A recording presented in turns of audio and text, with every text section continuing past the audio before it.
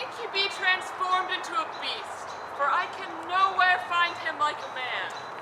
He is but even now gone hence, for here was he merry, hearing of a song. Go seek him. Tell him I would speak with him.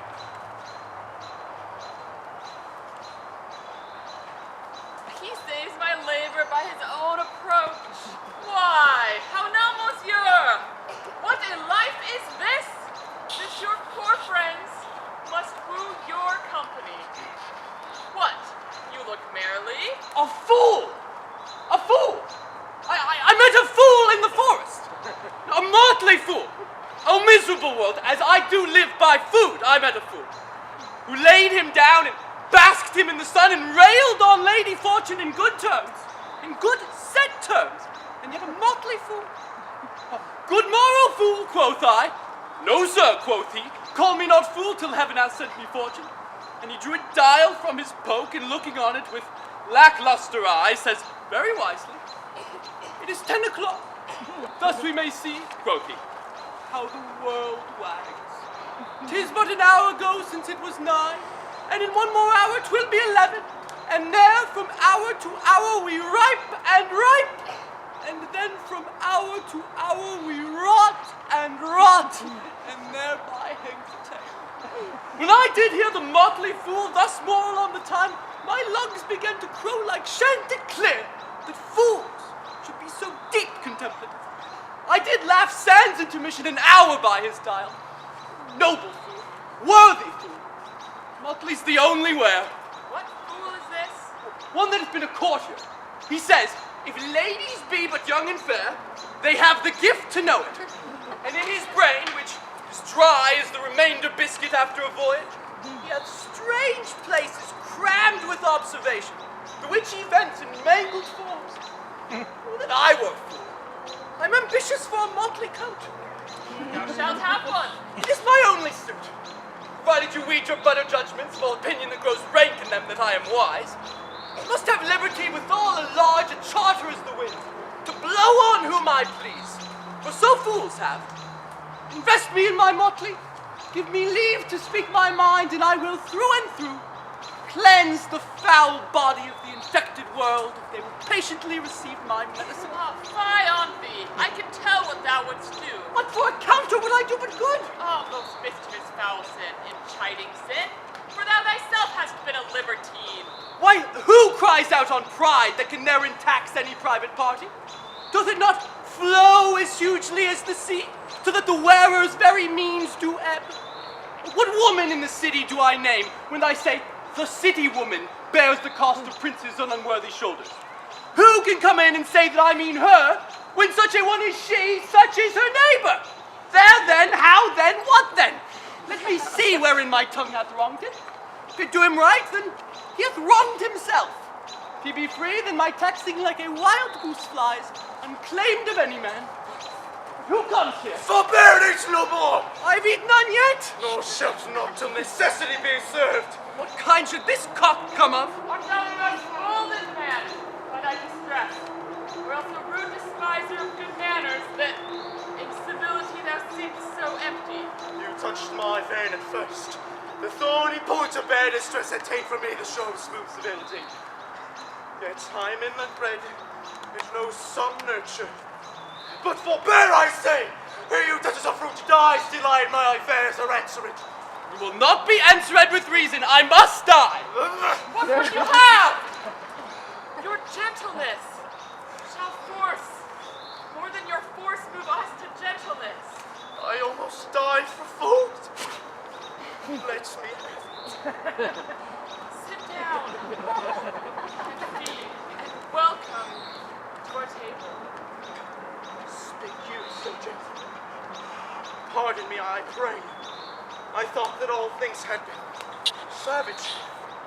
Therefore put I on the countenance of stern commandment.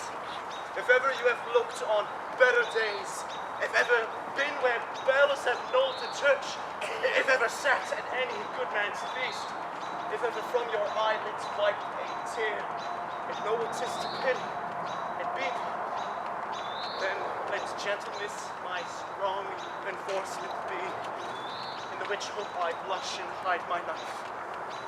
True is it that we have seen better days, and have with holy bell been knolled at church, and sat at good men's feasts, and wiped our eyes of drops the sacred pity hath engendered. And therefore, sit you down in gentleness, and take upon command what help we have, that to your wanting may be ministered. Then but forbear your food a little while, whilst I lay a fawn to my dough.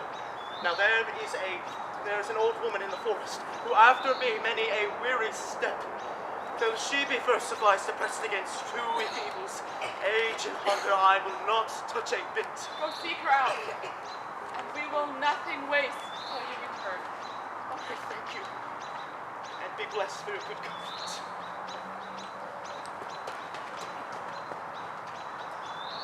Thou seest we are not all alone unhappy. This wide and universal theater presents more woeful pageants than the scene wherein we play in.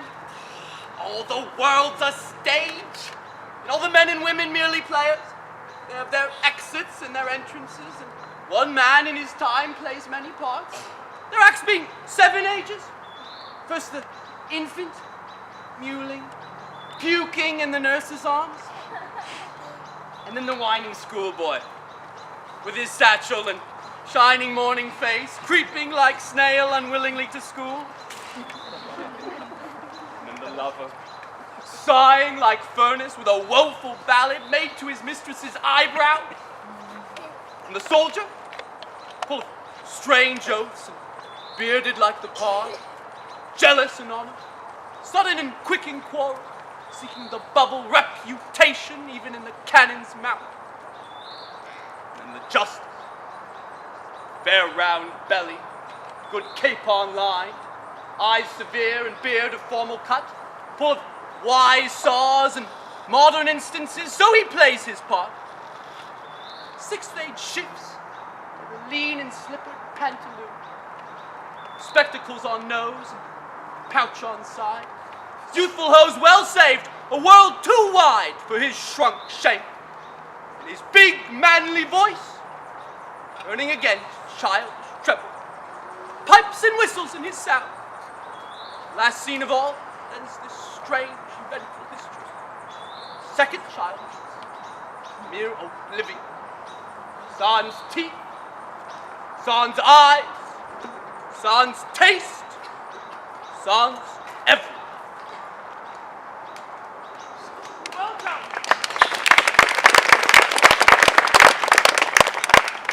Set down your venerable burden, let her feed. I thank you most for her. So had you need, I scarce can speak to thank you for myself. Welcome. Fall to. I will not trouble you as yet to question you about your fortunes. Give us some music and good cousin sing.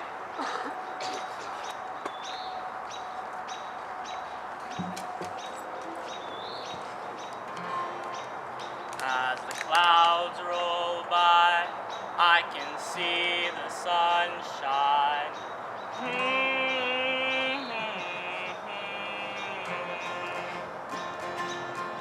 As it sad and slow, and oh so close, we fell together and made our way. But now it seems that you don't need me. Where will you go when the storm passes away? 'Cause I'm on my knees, turn off the darkness, please. Where will you go?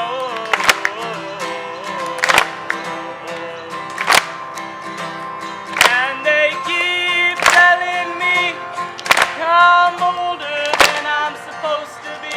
We'll go when the storm passes away. I'll keep the storm if I can keep you. I'll live in the rain if you will too. We can ride together. We can ride the weather. lost, and like a fallen man. All the things I hoped you would say. Your radiance runs deep in my collar sheet. Where will you go when the storm passes away? 'Cause I'm on my knees, turn off the darkness, please. Where will you go?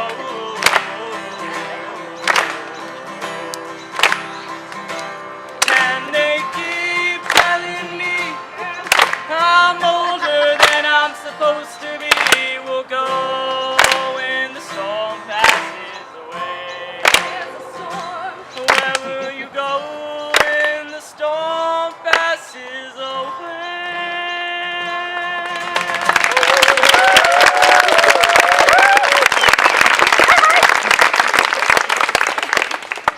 If you were the good Sir Roland's son, as you have whispered faithfully you were, and as mine eye doth his effigies witness, most truly limbed and living in your face, then truly, welcome here. I am the Duchess that loved your father. The residue of your fortune, go to my cave and tell me. Good woman, thou art right welcome, as thy master is. Support her by the arm. Give me your hand, and let me all your fortunes understand.